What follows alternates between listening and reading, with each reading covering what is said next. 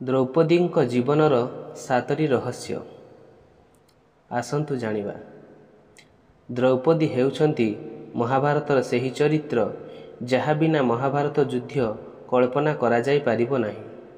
ମହାଭାରତ ଯୁଦ୍ଧ ଯଦିଓ ପାଣ୍ଡବମାନେ ଜିତିଥିଲେ, କିନ୍ତୁ ଏହି ଯୁଦ୍ଧରେ ଜିତିବା ପାଇଁ ଦ୍ରୌପଦୀ ହିଁ ପ୍ରେରଣା ଥିଲେ।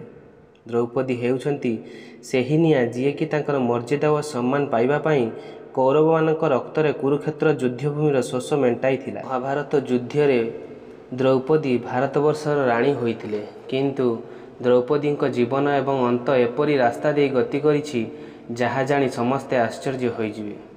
ଦ୍ରୌପଦୀଙ୍କ ଜୀବନର 7ଟି ରହସ୍ୟ ହେଉଛି: ପ୍ରଥମ, ଦ୍ରୌପଦୀ ଏଭଳି ଜଣେ ନିର୍ଭୀକ ଓ ଶକ୍ତିଶାଳୀ ବ୍ୟକ୍ତିତ୍ୱ ଯିଏକି ନା ତାଙ୍କ ଜୀବନରେ କେବେ ହାରିଛନ୍ତି, ନା କାହାକୁ କେବେ ଭୟ କରିଛନ୍ତି। କୁରୁସଭା ମଧ୍ୟରେ ଯେତେବେଳେ ଦ୍ରୌପଦୀଙ୍କ ବସ୍ତ୍ରହରଣ କରିବାକୁ ଦୁଃସାହସ କରାଗଲା, ସେତେବେଳେ ସେ ସଭାରେ ଚୁପଚାପ ବସି ରହିଥିବା ଭୀଷ୍ମ ପିତାମହ, ଦ୍ରୋଣାଚାର୍ଯ୍ୟ, କୃପାଚାର୍ଯ୍ୟ ପରି ମହାନ ଯୋଦ୍ଧାମାନଙ୍କୁ ଭର୍ତ୍ସନା କରି କହିଥିଲେ ଯେ, ତୁମ ପରି ଯୋଦ୍ଧାମାନଙ୍କ ମଧ୍ୟରେ ଜଣେ ମହିଳା ଅପମାନିତ ହେଉଛି ଏବଂ ଆପଣ ସମସ୍ତେ ଏହି ଦୃଶ୍ୟ ଦେଖୁଛନ୍ତି। ବିଶ୍ୱାସ କରାଯାଏ ଯେ ଦ୍ରୌପଦୀ ଜଣେ ସାଧାରଣ କନ୍ୟା ନଥିଲେ, ବରଂ ସେ ଅଗ୍ନିରୁ ପ୍ରକଟ ହୋଇଥିଲେ। ଦ୍ୱିତୀୟ, ଦ୍ରୌପଦୀଙ୍କୁ ଏପରି ବରଦାନ ମିଳିଥିଲା। ଧାର୍ମିକ କାହାଣୀରେ ଦ୍ରୌପଦୀଙ୍କୁ ଈଶ୍ୱରୀୟ କନ୍ୟା ଭାବରେ ବର୍ଣ୍ଣନା କରାଯାଇଛି। ଦ୍ରୌପଦୀଙ୍କର ଜନ୍ମ ସାଧାରଣ ଭାବରେ ନ ହୋଇ ଅଗ୍ନିକୁଣ୍ଡରୁ ନିଆଁରୁ ହୋଇଥିଲା। ଦ୍ରୌପଦୀଙ୍କୁ ଆଜୀବନ କୁମାରୀ ହୋଇ ରହିବାର ବରଦାନ ପ୍ରାପ୍ତ ହୋଇଥିଲା। ଏହି ବରଦାନ ଯୋଗୁଁ ହିଁ ସେ ତାଙ୍କର ସମସ୍ତ ସ୍ୱାମୀମାନଙ୍କ ସହିତ ରହି ପତ୍ନୀ ଧର୍ମ ପାଳନ କରି ମଧ୍ୟ ସେ ସର୍ବଦା କୁମାରୀ ରହିଥିଲେ। ତୃତୀୟ, ଦ୍ରୌପଦୀ ଏହି ସର୍ତ୍ତ ରଖିଥିଲେ ଯେ ଯେତେବେଳେ ଦ୍ରୌପଦୀଙ୍କ ସାମ୍ନାରେ ପଞ୍ଚୁ ପାଣ୍ଡବଙ୍କୁ ବିବାହ କରିବାକୁ ପ୍ରସ୍ତାବ ଦିଆଯାଇଥିଲା, ସେତେବେଳେ ଦ୍ରୌପଦୀ ବିବାହ ପାଇଁ ଏକ ଅଦ୍ଭୁତ ସର୍ତ୍ତ ରଖିଥିଲେ।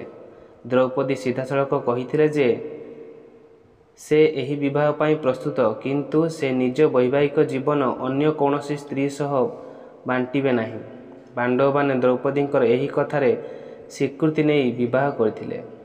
ଚତୁର୍ଥ, ବିବାହ ପରେ ଏହା ସମସ୍ତ ପାଣ୍ଡବଙ୍କ ମଧ୍ୟରେ ପାରସ୍ପରିକ ଚୁକ୍ତି ହୋଇଥିଲା ଯେ କେବଳ ଗୋଟିଏ ପାଣ୍ଡବ ଏକ ସମୟରେ ଦ୍ରୌପଦୀଙ୍କ ସହ ସମୟ ବିତାଇ ପାରିବ।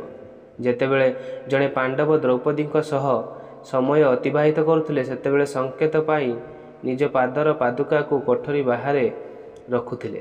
କିନ୍ତୁ ଦିନେ ଯୁଧିଷ୍ଠିର ଦ୍ରୌପଦୀଙ୍କ ସହ କୋଠରୀରେ ଥିଲେ।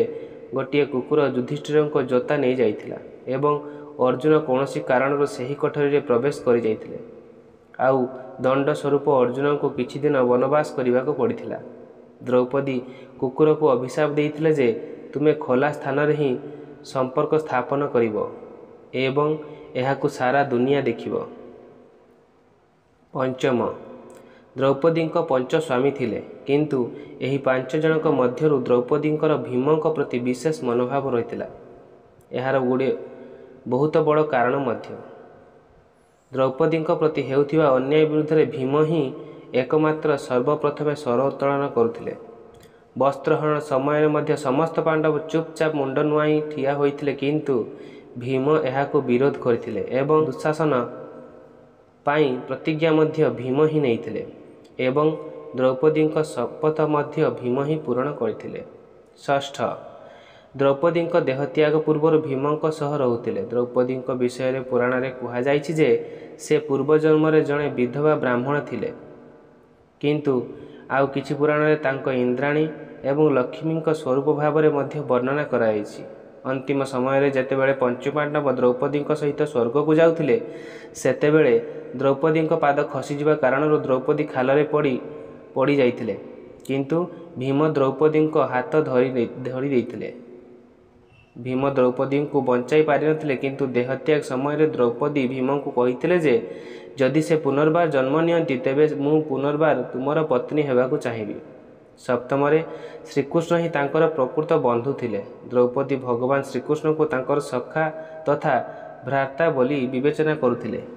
କେବଳ ଜଣେ ଶ୍ରୀକୃଷ୍ଣ ହିଁ ଥିଲେ ଯିଏ ସଙ୍କଟ ସମୟରେ ଦ୍ରୌପଦୀଙ୍କ ସାଥିରେ ଠିଆ ହୋଇଥିଲେ। କୁରୁସଭାରେ ଦୁର୍ଯ୍ୟୋଧନଙ୍କ ଭାଇ ଦ୍ରୌପଦୀଙ୍କ ବସ୍ତ୍ରହରଣ କରିବାକୁ ଚେଷ୍ଟା କରୁଥିବା ବେଳେ କେବଳ ଭଗବାନ ଶ୍ରୀକୃଷ୍ଣ ହିଁ ଏହି ଅପ୍ରୀତିକର ଘଟଣାରୁ ଦ୍ରୌପଦୀଙ୍କୁ ରକ୍ଷା କରିଥିଲେ। ଜୟ ଶ୍ରୀକୃଷ୍ଣ।